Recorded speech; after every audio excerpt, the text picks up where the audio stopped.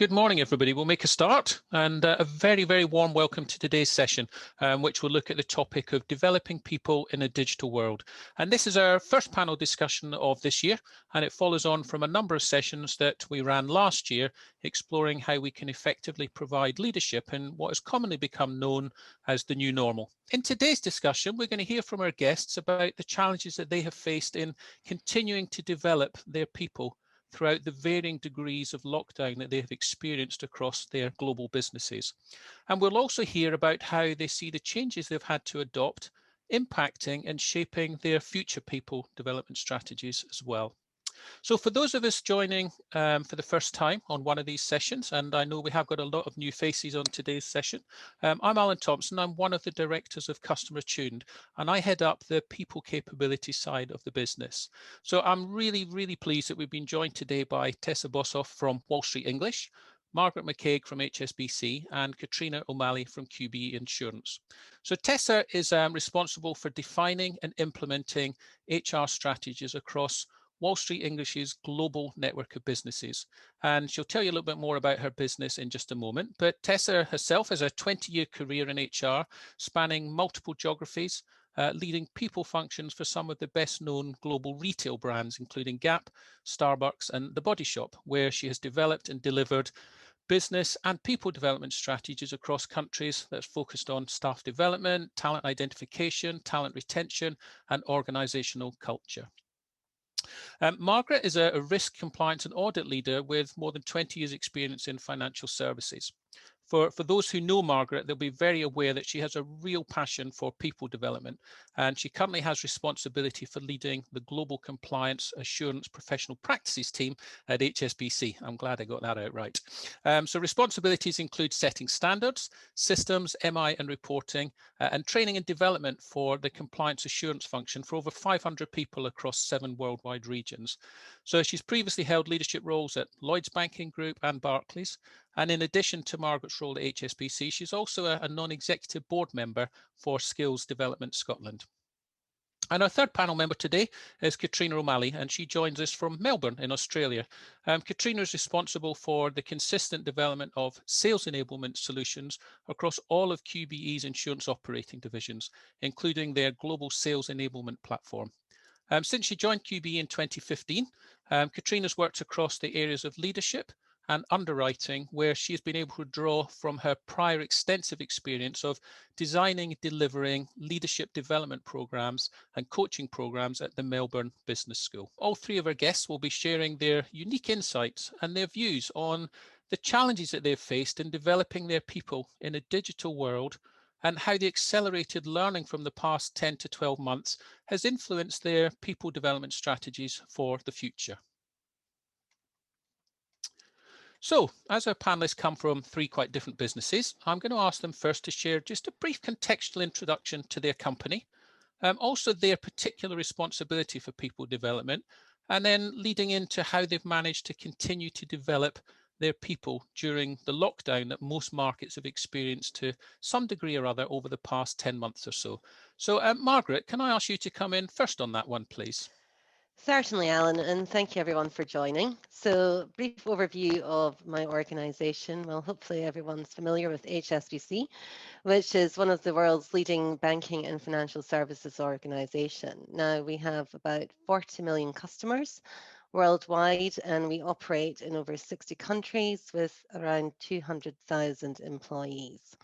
I actually joined HSBC in 2015 to set up and lead a global governance and standards team in regulatory compliance risk assurance. But in 2019, we brought the financial crime risk assurance and regulatory compliance risk assurance together into a single cohesive function. We sit in the second line of defence, providing assurance over all RC and FC risk, all reg compliance and financial crime risk, across the entire bank, in every country that operates and across all business lines.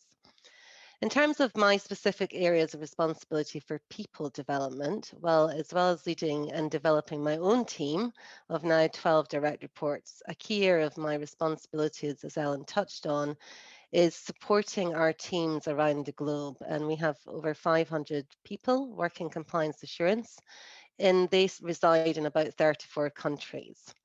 Now, with the integration of the two teams, so RC and FC, we had to obviously work through and deliver a single set of standards because obviously we had different teams who operated in their own way. We developed a set of systems. And prior to the integration, both teams worked completely independently. So this resulted in us having to make a lot of change. So we looked at both approaches with the opportunity to introduce new ways of working where we thought appropriate, or we had this mantra, the best of both. So neither team was precious about their way of working. We basically decided to take the best of both and take also the opportunity to think about if there's anything new that we could do. Now, with the major change in 2020, we did have a major rollout planned of the new systems and standards.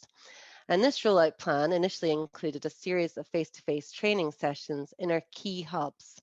So what we would typically do with major changes, we would fly in colleagues from other countries, from the main hub to the main hubs like Hong Kong, New York, London, etc., to cover most of the function face-to-face. I had done this in my first year of HSBC when we rolled out then the new standards for RC. And I went to 13 countries in my first year of joining HSBC. And I felt really strongly that given the scale of change for both teams, that we really needed face-to-face to get buy-in and to really give clarity and also to opportunity for people to ask questions. Now, the first round of training sessions, we were able to do face-to-face. But due to COVID and obviously the restrictions on travel, we had to quickly change tact and transform these sessions to interactive Zoom delivery. So we had to quickly upskill in all Zoom functionality, such as using the breakout rooms, live annotations, etc. And we managed to conduct 42 live sessions covering over 400 colleagues around the globe. And these sessions had to cover all time zones, and therefore we had to work many extra hours to accommodate the morning and late night groups. We had to really think about as well, because Zoom fatigue setting in now that a lot of us, are working from home, although some of our regional teams, based on where they are with the lockdown, have obviously gone back to the office. Now, to supplement those Zoom sessions, we also then had a series of short spotlight sessions. So once we had got the teams digested in some of the changes, we ran some spotlight sessions and also clinics, which we called, so that afterwards, after those sessions, people could get a chance to reflect and then come to us with any questions that they had post these events. Now, in terms of developing my own team, when we're all really busy and facing the challenges potentially of homeschooling and other demands, I really am keen, as Alan mentioned, on making sure that my team take the time for their own training and development, because often when you're busy, the first thing to go is, any of your own training and development needs. And as well as the digital offerings that we've done, there's a real focus here in HSBC around preparation for the future skills, as we call it. And we have a major program called Compliance Professional of the Future, and that is basically looking at the future skills. So thinking here about data analytics, the use of data, the soft skills that are needed in terms of influencing, communication skills, stakeholder management skills, etc., that we have rolled out globally, and people can self-assess themselves on where they think they are in relation to the key skills of the future. And after that learning and a self-assessment, they would then get directed to a program of learning opportunities to help them upskill in that area. So I'm very fortunate we were able to adapt. Was it as good as the face-to-face? Potentially not, but it worked reasonably effectively. So that's me, Alan. Okay, thank you so much, Margaret. Very, very good introduction to the role and the challenges, some of the challenges you face. And I'll come back maybe to look at a couple of those challenges again later. Katrina, can I ask you to come in next to give your context, please? No worries. So thank you for having me. QBE is a general insurance and reinsurance company headquartered in Sydney, Australia. But we have operating divisions across 4 major regions, such as Australia, Europe, North America, and Asia. And we offer commercial, personal, specialty products and risk management solutions for our customers. We also offer reinsurance as well, which is a service provided to other insurers.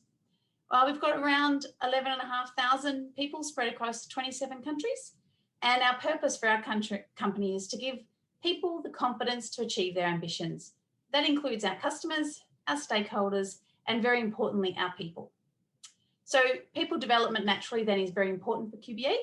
And the role that I hold as Global Head of Sales Enablement for Culture and Capability, I'm dedicated to building the confidence for our people through providing tools, processes, and capability solutions so that the teams that I work with can then deliver for their customers and our partners.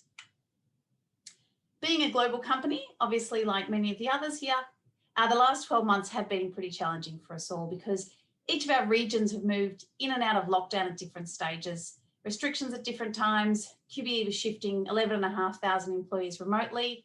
It was a really challenging time for everybody, I'm sure, on the call. But very early on, our leaders recognised there was a need to not only support our people to work virtually themselves, and we did many things around developing that, but actually to help our people to engage with their customers in that same way, who are probably working in an unfamiliar situation as well. So if you take our London office, for example, Lloyd's, the heart of insurance, based there in London, is primarily a face-to-face business. So a lot of those underwriters and distribution teams and the people they are working with, the brokers, you know, have always transacted in that traditional face-to-face practice for hundreds of years. So not only did those employees have to totally shift the way that they learned to work from home themselves and not have that face-to-face connection, they also had to shift the way that they engage with their broker partners. So negotiation and difficult conversations, which is a tough skill at the best of times, became a core focus area for us really straight off the bat. And I think, as most people, things were moving pretty quickly at that time, back in July, August last year. So we had to respond and we managed to develop a solution within about 4 to 6 weeks, which then rolled out about 35 sessions globally for those people who just felt like they needed some level of extra support or maybe just shift the way they think about things instead of doing it face-to-face, but being more virtual. And that was a crash course in Zoom because, you know, many of us weren't using it prior to needing to deliver sessions online. And more broadly, we just launched our 2-day intensive face-to-face sales development session at the start of March. We literally scraped it in by a week before things started shutting down and borders started closing. So we then had to transition that to something we couldn't sit and wait. And we broke it into a 10-session campaign. So we put them down to about 60 to 90 minutes each, really trying to think about optimal learning time for our participants. And we designed it to hang together in a story over a virtual campaign. So whilst that had its challenges, it did allow us to keep things moving, and it did allow us also to work across different time zones. So different parts of the world within the same week and often actually within the same day. So it meant that we actually had the benefit of not waiting of the travel between places or the physical presence, but it did talk about a bit of virtual jet lag. So 2 different time zones one day, you know, was tiring for many people. But overall, QBE found many ways to not only support and develop our people, but also to educate our brokers and our agents and our customers. And in many parts of the world, we brought them into these conversations and helped do some training with them too, and kept things moving forward whilst the world felt like it stood still for just a moment as we all caught up. Thank you, Katrina. And again, I think there's probably a couple of the challenges you raised in there that we come back and look at maybe in a bit more detail in just a minute.